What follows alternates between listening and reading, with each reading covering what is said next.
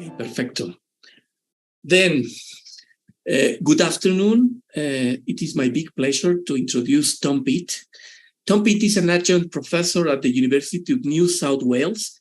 He received his BA degrees from UC in Berkeley in biophysics and biochemistry, and a PhD from Columbia University in New York City in molecular and cellular biophysics. Tom's focus has been in protein structural determination by X-ray crystallography, as well as protein-protein and protein-substrate inhibitor interactions. He has led or been involved in several fragment-based drug designs and structure-based drug design campaigns, and two of these are now in phase 2 clinical trials, one with Pfizer and one with Amplia. His work has been performed both in government laboratories, Los Alamos National Lab and CSIRO, and in industry, Structural Genomics OpenEye scientific software. Tom has collaborated widely, working with academics and industry, and has deposited over 300 structures to the protein data bank. He also has over 110 peer-reviewed publications in international journals. He's a founder of two biotechnology companies in Melbourne, MEGRX, now US-based MIGRX, and Betail. Both companies are developing inhibitors to cancer targets. Then, Tom, thank you very much to be here with us, and please give us your talk. Thank you very much to be here. Thank you very much. And let me put this on full screen here. I hope everybody can see the slides. So I'd like to start up by saying thank you very much for the invitation. And I am going to really focus on looking at ligands and things in structures, not the protein itself. The protein is very important, of course, but what we're often looking for are these interactions that we find when we try to put things into structures. And as I was explaining a little bit earlier, what we're looking at is, a protein structure, which is maybe 3,000 atoms, 5,000 atoms, something like that. And the issue that we have is what we're looking at something, if it's in terms of a fragment, it may be 15 or 20 atoms. If it's slightly larger, more drug-like molecule, it might be 30 or 40 atoms.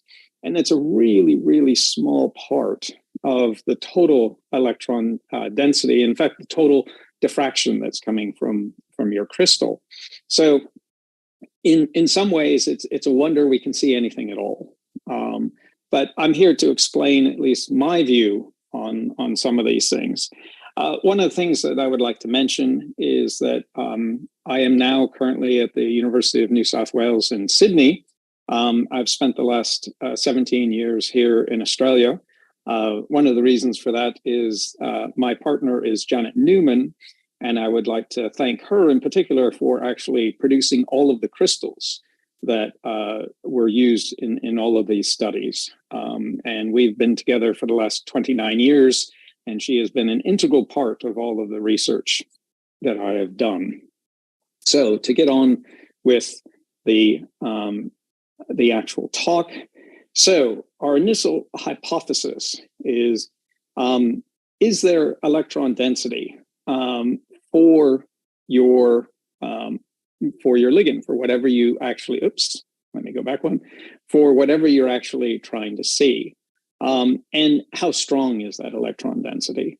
Not only that, if you have electron density there, that's great, but then you have to figure out what it actually is.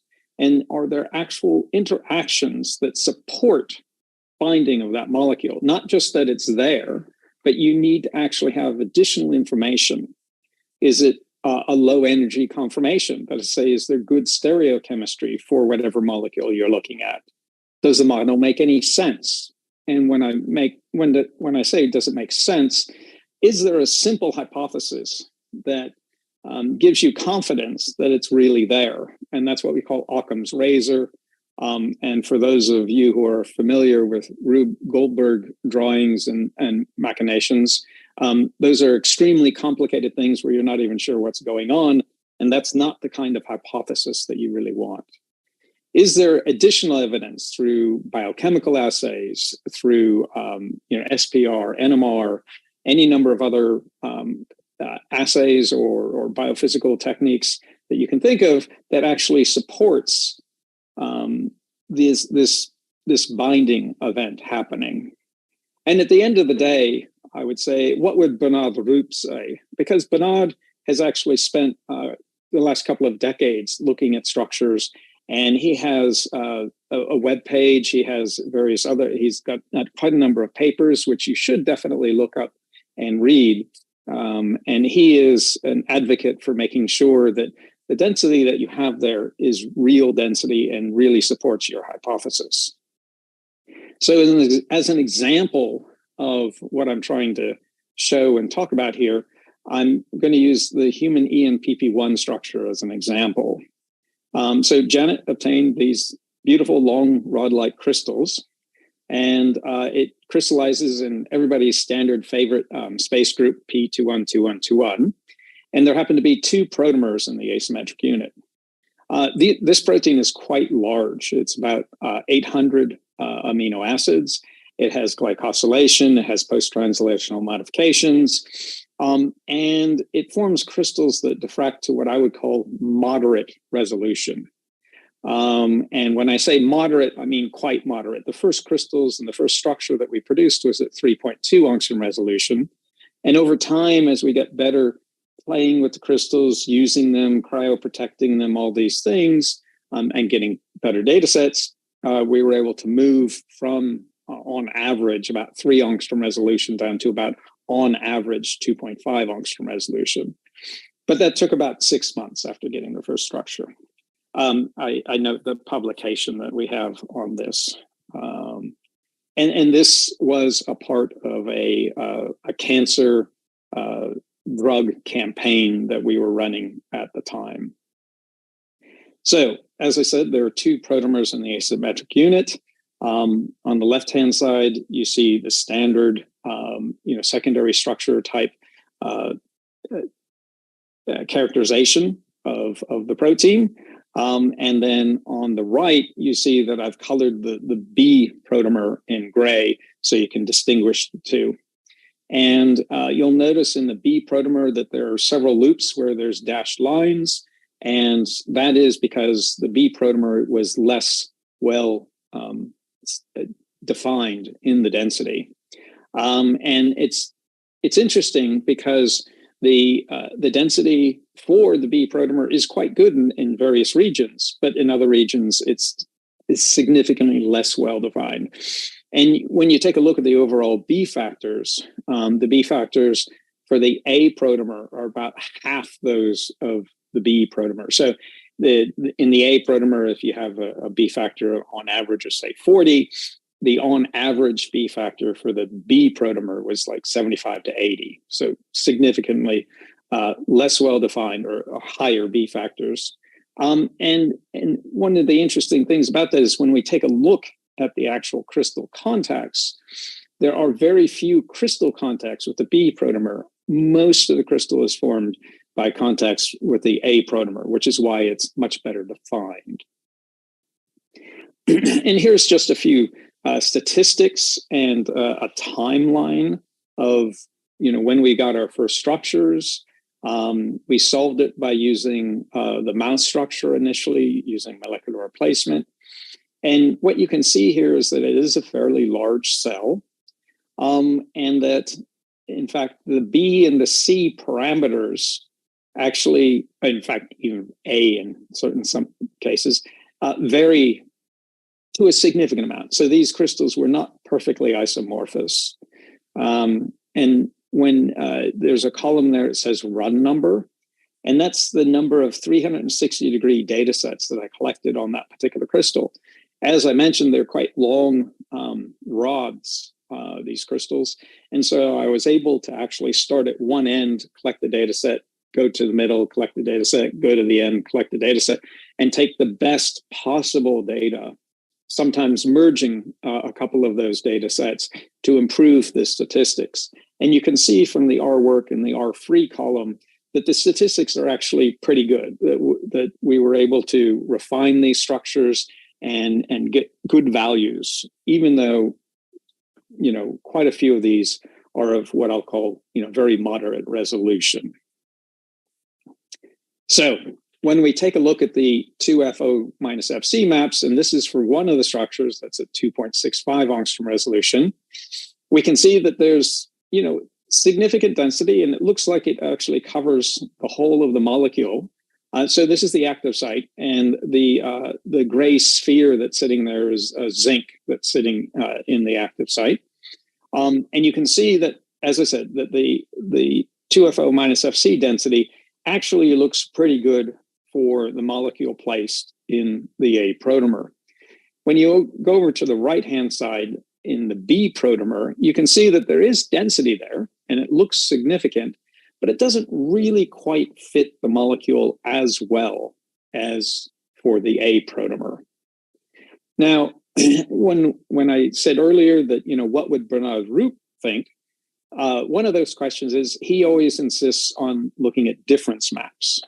So this is the same structure, approximately the same orientation, and now this is a difference map and coloring. So I'll use green chicken wire kind of representation for difference maps, and I'll use blue coloring for 2FO minus FC maps.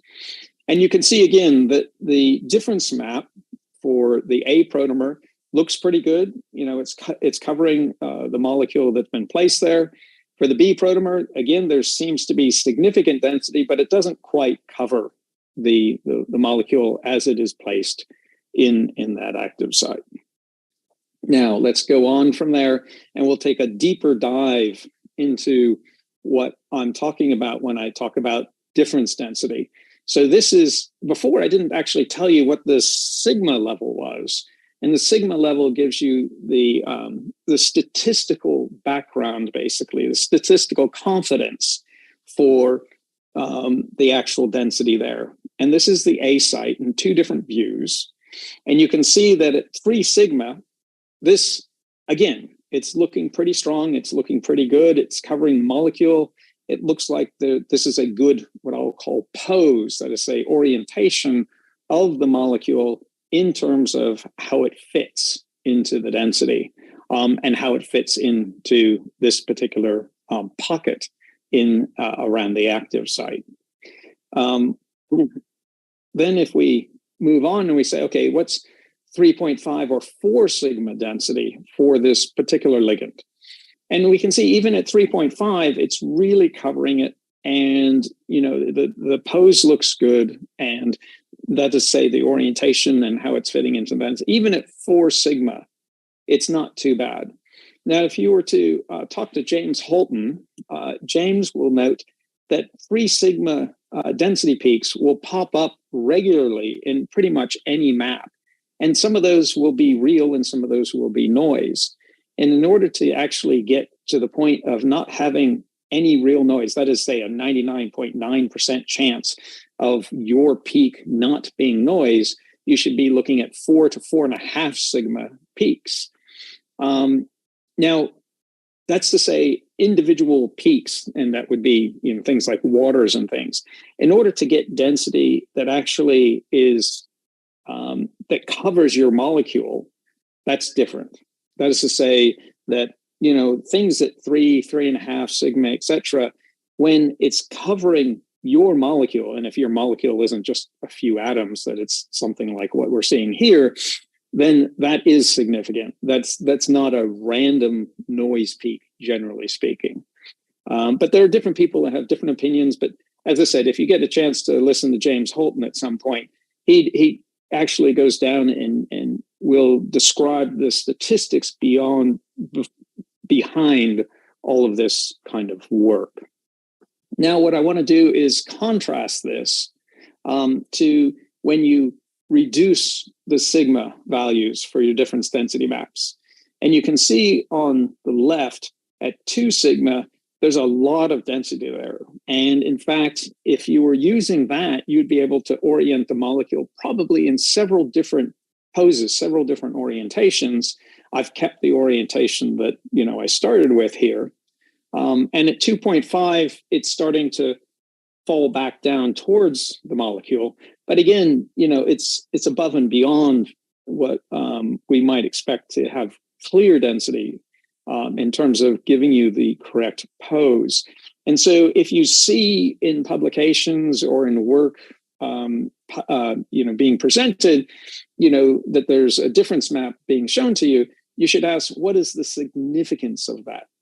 What level of sigma is there? And is it really covering the molecule? And does it really support the pose or orientation that you're seeing in that particular presentation or publication? Now I'm going to contrast that with the B site. And again, what I'm saying here is the B protomer in general has about twice the B factor. So you would expect that there's a whole lot more mobility in almost all of these atoms. And so we take a look at the B site. On the left, you got 2 sigma, and on the right, you have 2.5 sigma. The 2 sigma doesn't look too bad. The 2.5, we're starting to really lose the significance, and it's not covering the whole of the ligand. And we move on to 3 and 3.5 sigma, and you can see at 3.5 sigma, we've pretty much lost it. There's a little bit of difference density there, but it's not significant. And if that was the total density, if we only had a B protomer, I wouldn't have been able to place this molecule at all. I've placed this molecule based on what was found in the A protomer. Do we have a particular question? No, sorry, it was a problem with some of the attendees. Sorry. Okay, no worries. I'll just continue then. So again, how significant is this? And that's what you constantly have to ask yourself when you're actually trying to place a molecule. So just to move on to different resolutions and a couple of different examples. Again, these are difference maps. This is a contrast between the A and the B site. This is about 3 sigma or a 3 angstrom resolution map. And again, for the A, we can see that there's significant density. It's not perfect. And for the B, that density is a little bit less significant.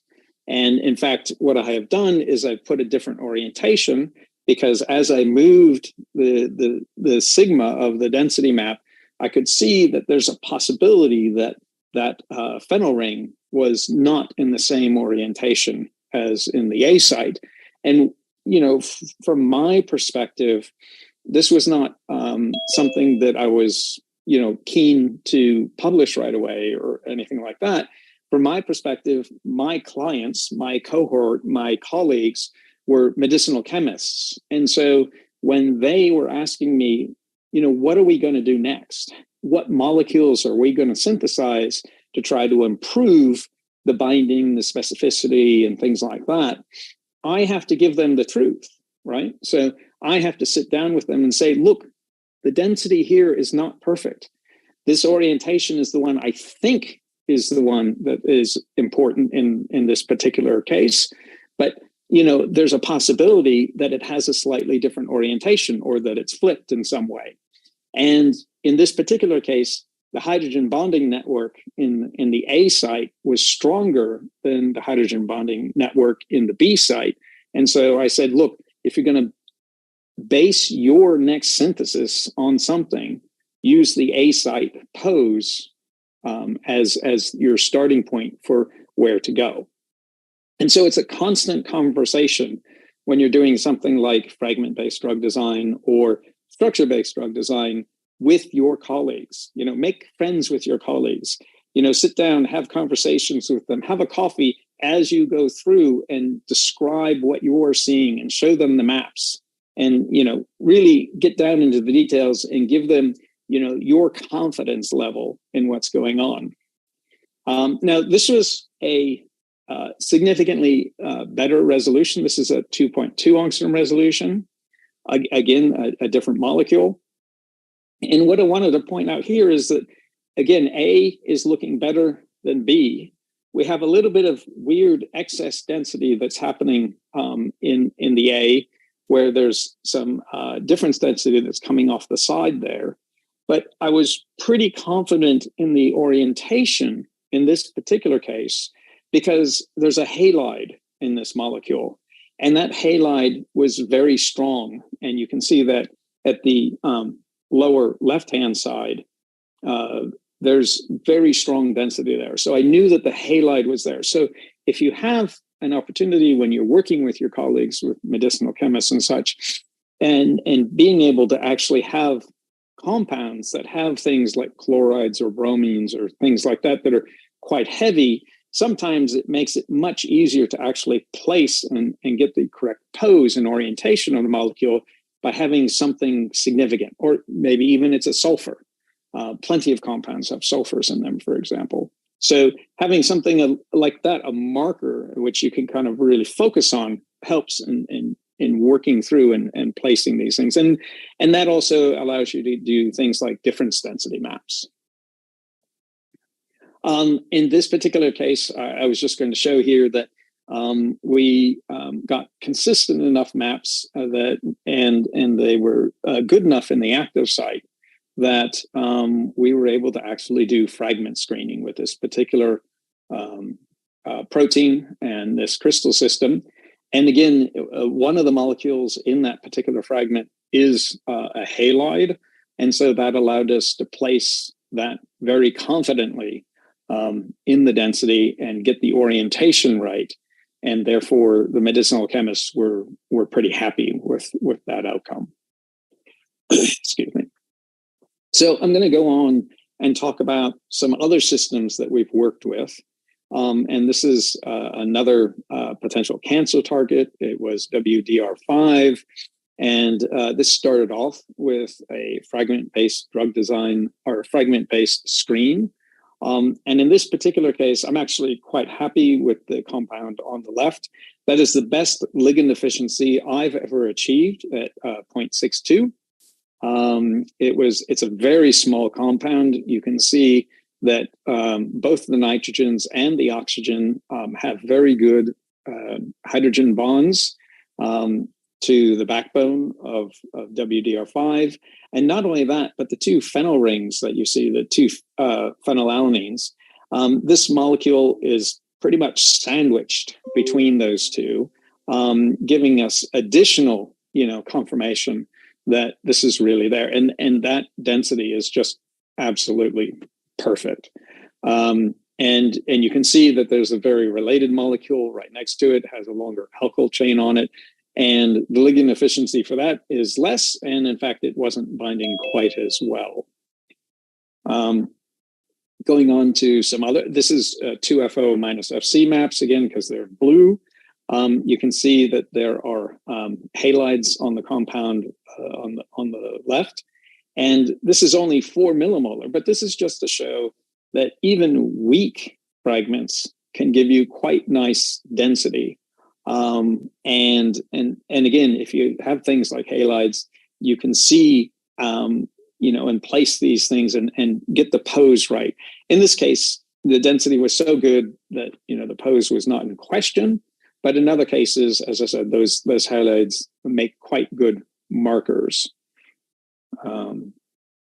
So when you're doing this kind of work, this is generally the kind of thing you come across. You've got your protein structure in there. You've now done a round or two of refinement, and you see this interesting density, and you're not sure exactly what it is, right? Now you've thrown a compound in, but hey, there's all kinds of other things that are in your crystallization, conditions. You've got buffers that the protein was purified in. You've got buffers that were used for the actual crystallization process. You've got chemical compounds that you threw in of all different sorts in order to get these crystals, as well as, whatever fragments or, other compounds you may have put into your crystallization mix. So this is your starting point. And in this particular case, we were testing out a hypothesis that we could throw in multiple fragments at the same time. And because the actual structures, the geometries and such were quite different, we might be able to distinguish which fragment bound because due to the density that we would see. And, you can see in this case that these structures are significantly different. Theoretically, you would be able to tell, which one is which if you had fantastic density. You can see one of these actually has a chloride in it. That's the top one outlined in blue there. You can see that, you've got one carboxylic acid. You've got a couple that are separated rings. You've got some that have rings that are merged together, fused together. So you think, okay, I should be able to tell which of these is actually bound.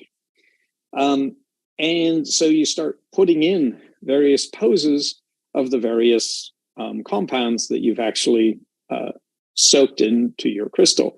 Now you can see that this one probably isn't going to fit that density. There's just no good pose that you come across that looks appropriate. And you take a look at this one, and this one also doesn't really quite fit the density.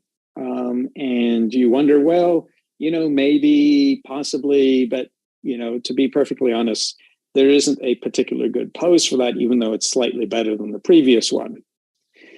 Now, this one looks like the one on the top left there is probably pretty good, actually, because that kind of ring where you have two oxygens, ether linkages, actually does tend to give you that weaker type of density there. But what poses that? Could it be the one on the top left, or could it be the one on the bottom left? It's an interesting question as to how you would place that molecule in that particular density. Not only is that an issue, so you have multiple different poses that might be appropriate, but then the molecule that you tend to get from your chemists is what you find on the top left.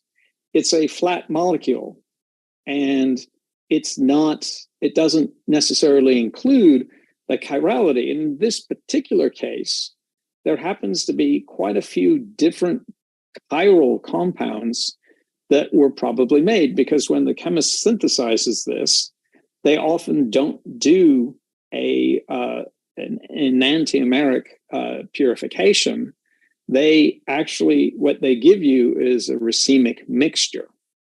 And so that's one of the things that you have to take into account is, what compound might be binding there, in the sense of which of the chiral enantiomers is actually there.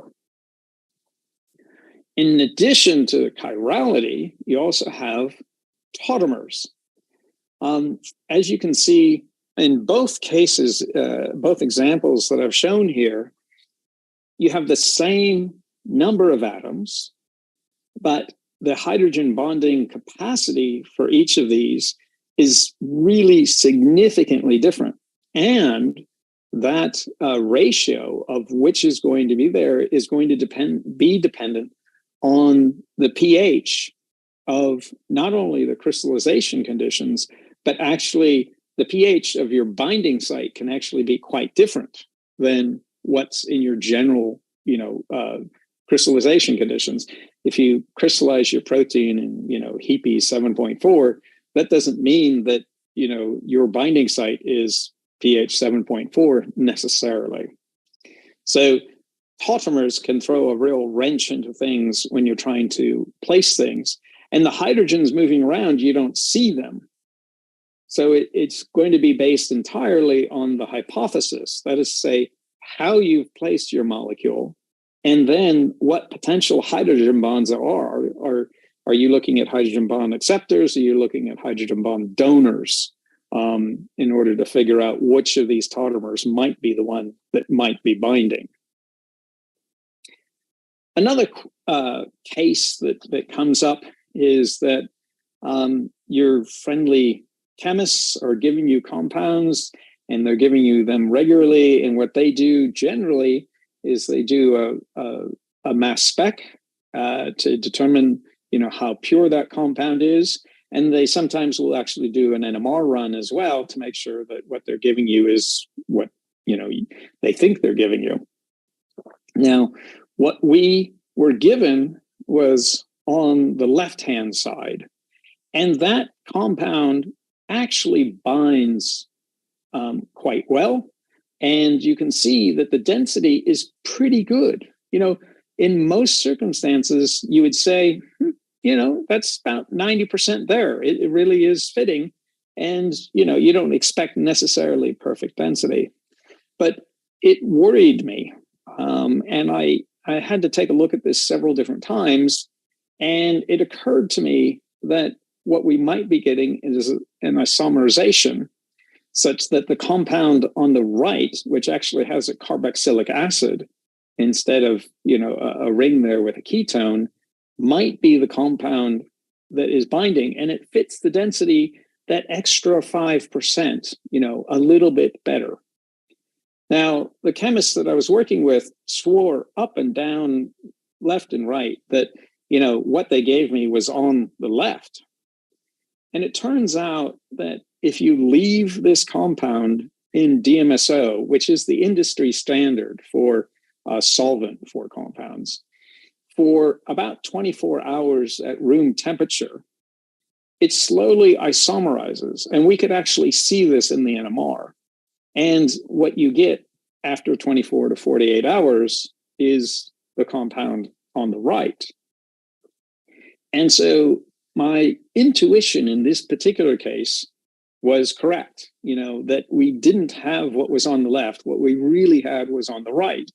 And this changed the perception and the direction of the chemistry for this particular project dramatically, because that carboxylic acid is really very different to what we have on the left. And that, that, I guess, intuition, I would say, is what led to a whole new avenue of chemistry and move the project forward in a quite different way. So sitting down and really analyzing what you have and what the potential hydrogen bonds and things like that are, or in this case, ionic bonds, is really, really important. And it's your job as the crystallographer to do this. Sometimes what you come across is a mystery. So in this particular case, we have a paraplasmic binding protein, and we didn't throw anything into this crystallization condition. We weren't doing a fragment screening campaign in this particular case.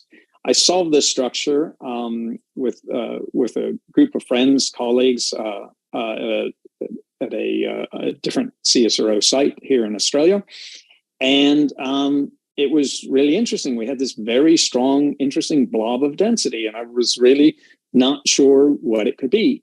Now, it turns out that this paraplasmic binding protein is in an operon in Pseudomonas that is involved with atrazine degradation.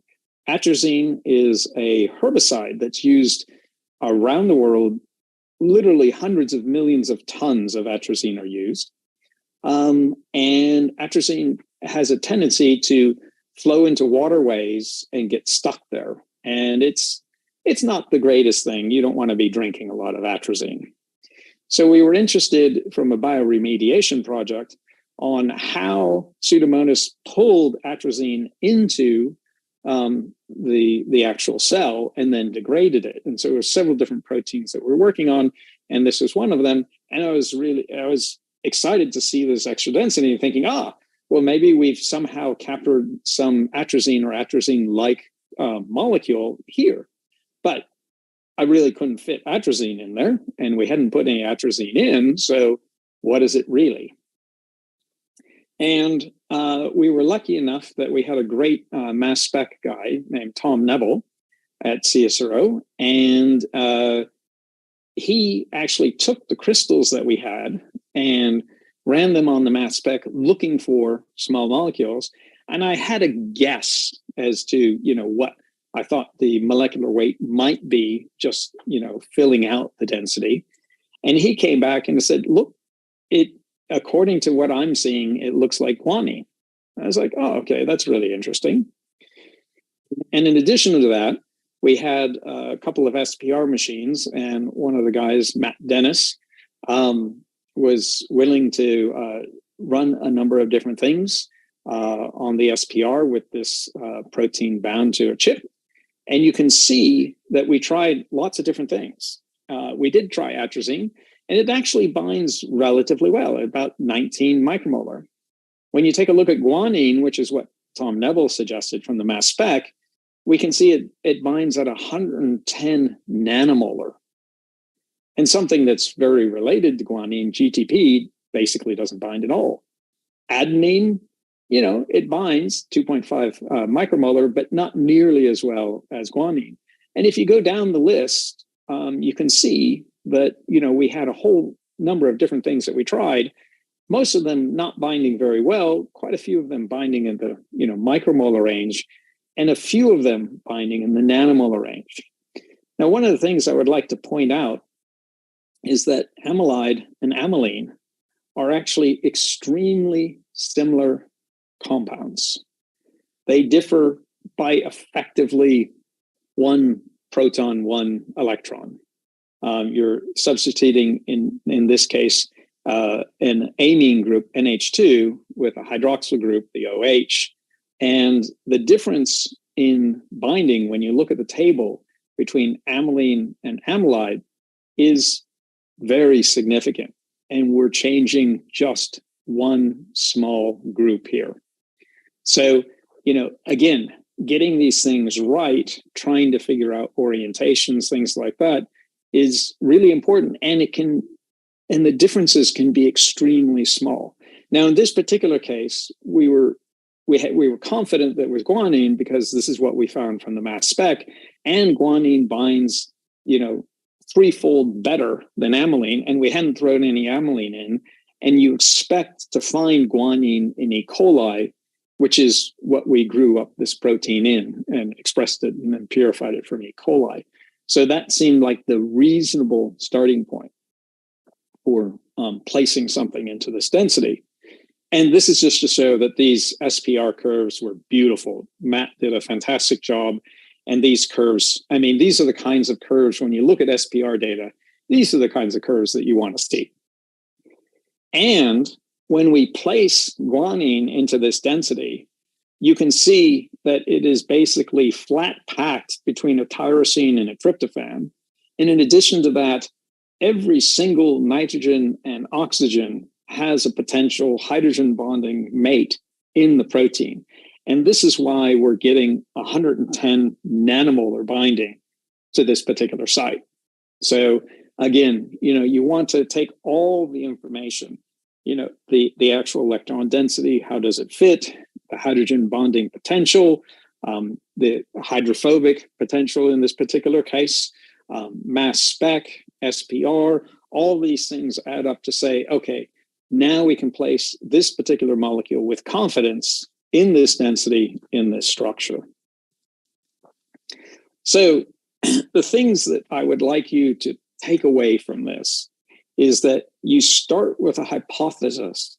It's always a hypothesis. Doesn't matter what you've soaked in. It doesn't matter what the actual concentration is. Is there enough evidence to prove it one way or the other? And I'll just give you a little tangential story. I had another campaign that I worked on, which in this case wasn't cancer related, but what we had was a compound that was 95% pure. And my collaborator, she was absolutely adamant that the compound that she gave me was there and was, what she had given me. And when I looked at the density, in this particular case, I had very high resolution. I had 1.3 angstrom resolution electron density. And this thing was diffracting like a bomb. And I could see that when I placed this molecule in the active site, in this density, there was extra density there. It was clearly not exactly the compound. It was some derivative. It was some isomer. It was something else. And it took me about a month to convince her that this was not exactly what she gave me. And it was 95% pure. There was no question about that. It turns out that there was a 1 to 2% impurity, and that was what was actually there. And we could find that 1 to 2% once I gave her, the information saying, oh, I think there's an extra oxygen over here. It could be a hydroxyl, I'm not sure. And when she looked for that in the mass spec, she found this very small impurity.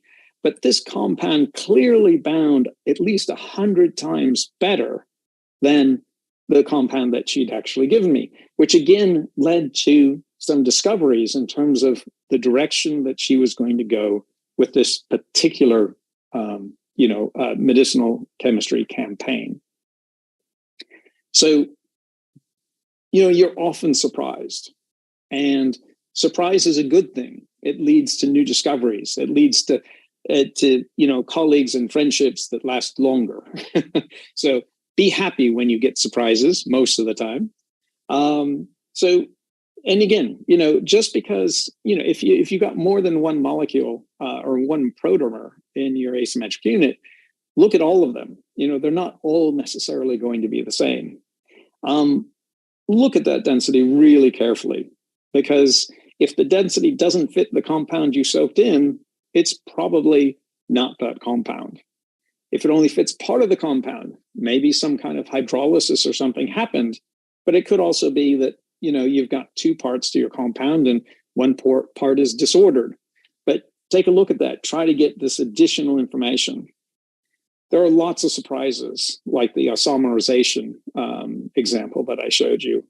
And remember that, there are many different poses. There's chirality, there are tautomers, and these things can all complicate the analysis that you're trying to do. And also remember that there's no software out there that's going to fix it for you. There's nothing sophisticated enough to fit ligands without seriously studying every orientation, seriously sitting down and studying what you have in front of you and looking at it and always questioning yourself in terms of your hypothesis and what you think is there.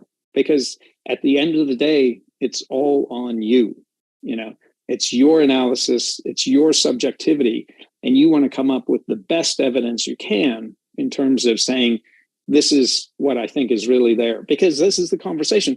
And, in the case of the HIV, another $1 million was spent on doing chemistry in that direction. So, you're responsible for, the direction that that these campaigns sometimes go. And you want to make sure that, what you're giving them is actually correct information.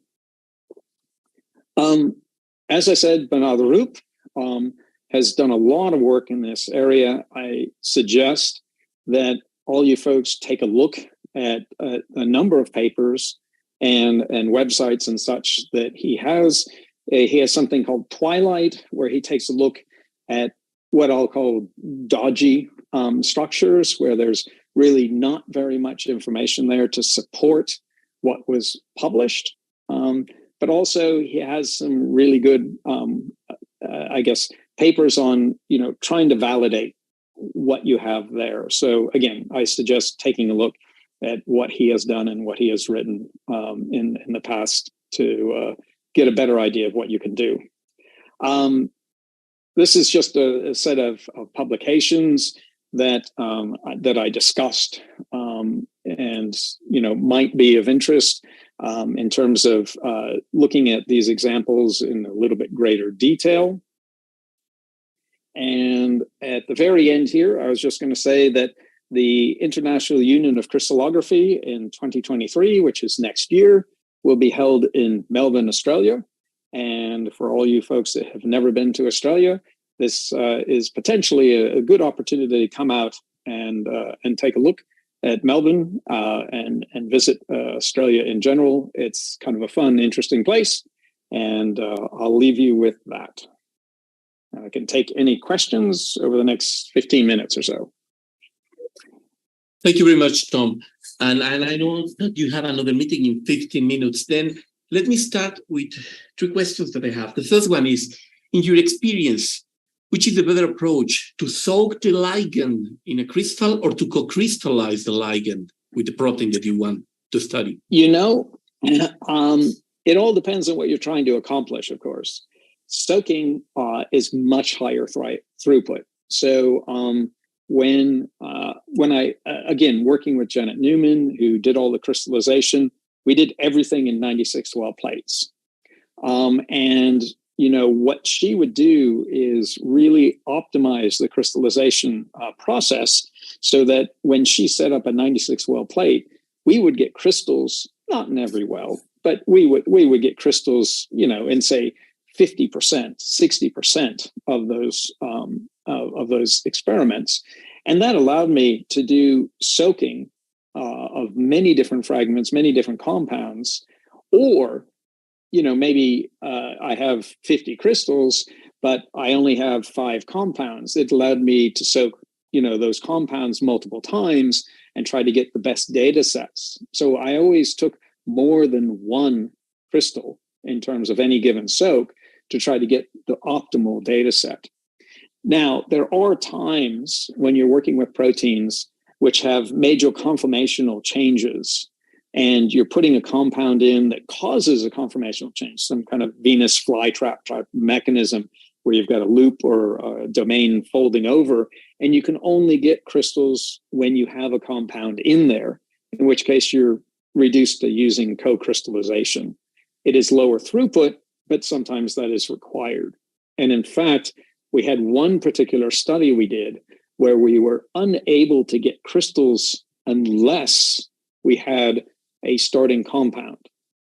So what we would do is we would take a weak compound. In this case, it was a protease. So you can kind of understand why you might want to have a compound in there.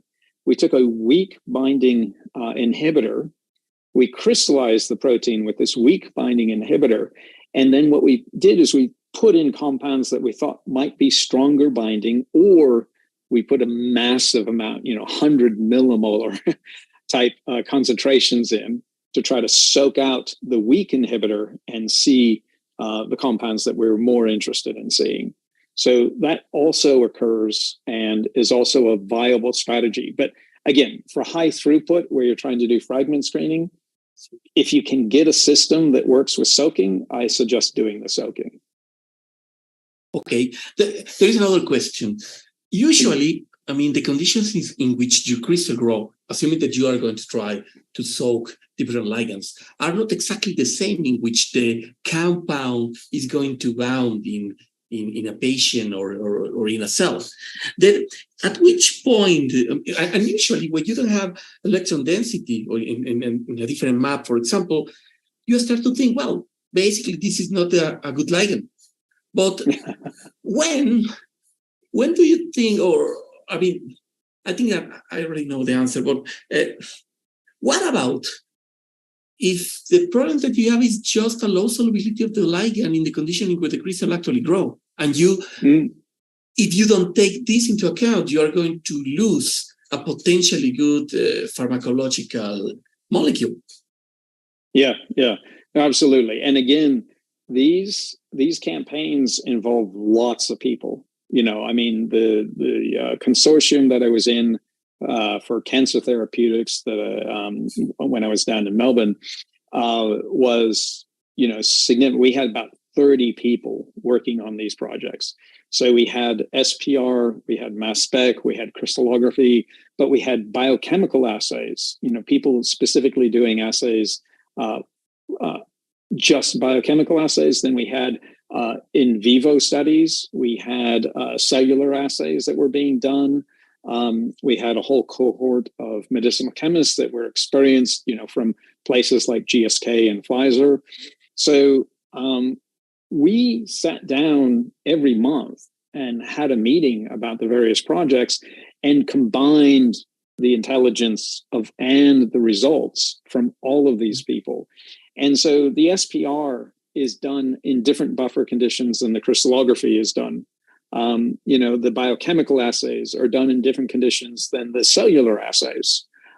So you try to combine all that information together, and you're never going to be in the perfect situation of always having everything align, correspond, and things like that. Now, a lot of molecules that are made by the medicinal chemists are hydrophobic, not terribly soluble, what I would consider to be, or what I often call brick dust, and have extremely low solubility.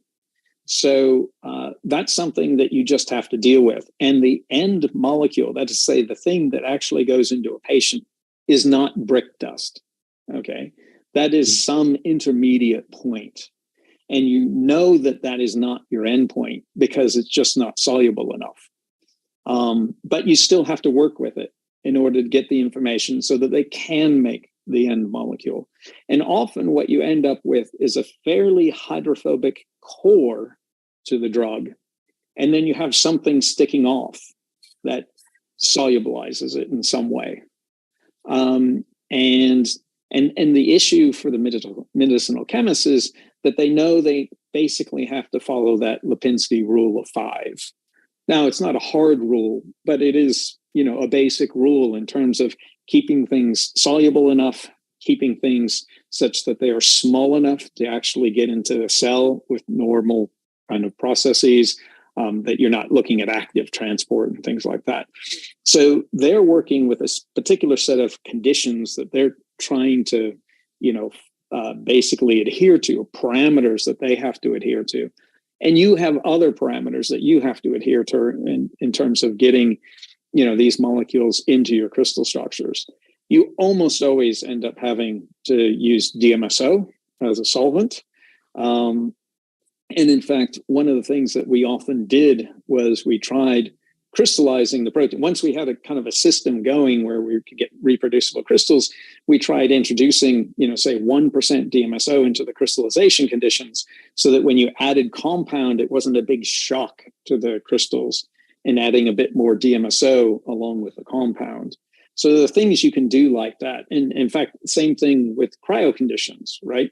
You can add 1%, 2% glycerol, sucrose, ethylene glycol, whatever it is that you're using for your cryoprotectant into the crystallization conditions so that when you actually do the cryo or you're doing the soaking, that you're not shocking the crystals as much. So that's another kind of little interesting technique of trying to get things in. But the other thing, when you're using glycerol, you almost always see, you're putting 25% glycerol in or something. You see glycerol molecules in there. That's right. And Everywhere. Absolutely everywhere, same thing, there are multiple occasions where what I've been looking for is not there. And what I have is a buffer molecule, ADA, HEPEs, whatever it is, tris. They're ubiquitous. And they're there in high concentration. So if they're binding at any kind of significant level, they're going to outcompete whatever, other things that you're throwing in. So always, be aware of that. And in fact, we did a study, or Janet did a study, looking at the PDB, and almost 10% of the PDB has buffer molecules of some sort bound in there. So, this is not uncommon by any stretch of the imagination. You find things there all the time. Okay. And we just have 6 minutes because you have another meeting. And I have another question, but if somebody else wants to ask something, I think Carlos. Yeah. Okay. When in your first examples, when you were talking about the sites A and B, and in one you didn't get the density that fit actually the molecule. I mean, if you just only have that, you would have fit a different molecule, and I am assuming it was the same molecule, right? So. Yeah, so again, I think you really have to study these things, and you have to say, well, even if you think the same molecule is there, is it in the same pose? And again, who is your customer? Who is it that you're talking to? Who is most interested in understanding what's going on here? if it's your mate down the hall who's the medicinal chemist and you're working on a particular campaign with this person, you want to sit down with this person and say, look, the density in this particular case looks good. You know, I feel confidence in this orientation. And then you show them the density or her the density in the other molecule, and you say, look, in this particular case, I am not very confident. You know, this could potentially fit in 2 or 3 different ways. So be aware that, you know, you in this one case, this might be the pose, but, you know, also be aware that maybe there's some flexibility and that this molecule could fit in different ways. And, you know, there have been cases where I have decent density, where I actually place things in 2 different orientations because there's decent density, not just because there's ambiguous density. So, I mean, I'm not crystallographer, so for what I saw, you couldn't fit your molecule there. It was not just the orientation. It was some parts of the molecule were completely out, right? So. Oh yeah, and I would, you know, I would leave that out. If I were publishing that, I would just leave that out of the B site. I'd only place it in the A site. Absolutely, okay. And that's what I was trying to get at. Actually, was that, you know, if you're not confident in that, don't place. I was placing it in there just to show for this presentation, you know, that there wasn't great density there. That this is what it looked like in the other site, because I could overlay the 2 proteins, right? But clearly the density wasn't really there, and there was 0 confidence that it was there in the B protemer. And somehow related, why is that you get the molecule in the A site but not in the B? Is just luck, or there is a reason? Well, you know, some of it is luck, of course. Some of it could be, you know, the concentration we put it in and things like that. But as I said, the B factors, the thermal factors for those atoms in the B protemer are twice what they are in the A protemer. So we had about, say, 35 average B factor for the A protein, and for the B protein, it was about 70 or 75. So, you know, there's a lot less holding that protein molecule in the crystal structure. And so you see that there's movement there. And in fact, the protein itself, so there are 3 domains. There's the SMB domain, there's the nuclear-like site, and then there's this phosphatase site, or kinase phosphatase site. And so it was interesting that the actual active site was quite well ordered, generally speaking, but the other 2 domains had variable order, variable density. And in particular, in that B protemer, there was significantly less good density there. Okay, thank you. Sure. And I'm not sure if we have time for the last question. Francisco Morphy asked, you only show classical 2F minus FC, F minus FC maps. Have you tried improving your map density with Phoenix.fem or Phoenix.polder algorithms? If so, do you have a favorite tool to improve the electron density? I absolutely agree. I should have mentioned the polder maps. Polder maps are fantastic. I think Dorothy has done a great job, and she's implemented that into Phoenix. And I think they should be used, you know, whenever you have a question about your density. A number of these studies were done prior to Phoenix implementing the polder map. And so I don't have polder maps for everything. I do more polder maps these days, absolutely. FEM maps can also be used. Look, you know, use whatever you have. You know, all the tools are good. And, you know, try to convince yourself using whatever means, but be honest with yourself at the end of the day, right? You want something to be there. You've soaked this in. You've spent the time to go and collect the data. You've spent the time to actually solve the structure, and you want it to be there, but question it.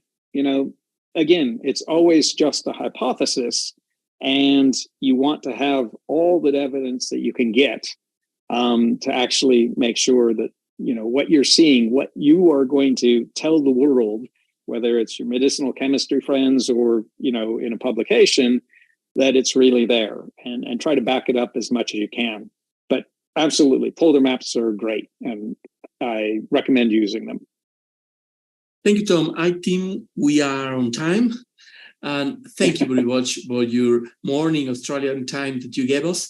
And I hope to see you the next year in Melbourne. Okay. Thank you very much. I have a lot of other questions, but I will try to do it in person, probably in Australia next year. Okay. And, if people want, they can always email me with a particular question, and I'll be happy to try to answer that as well. But thank you all very much, and I hope you enjoyed, and hope to maybe see you in Melbourne next year. Thank you very much, and we really enjoy it. Have a great day. Okay, you too. Bye-bye. Bye-bye.